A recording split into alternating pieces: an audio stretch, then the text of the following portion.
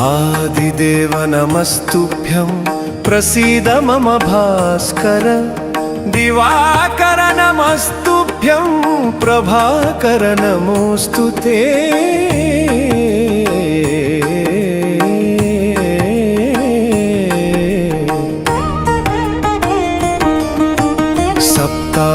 सप्ताश्वरथमारूढं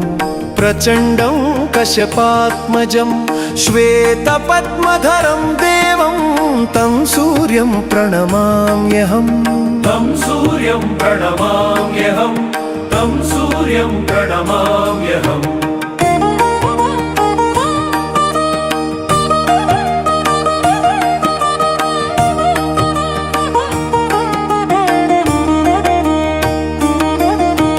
लोहितं रथमारूढं सर्वलोकपिता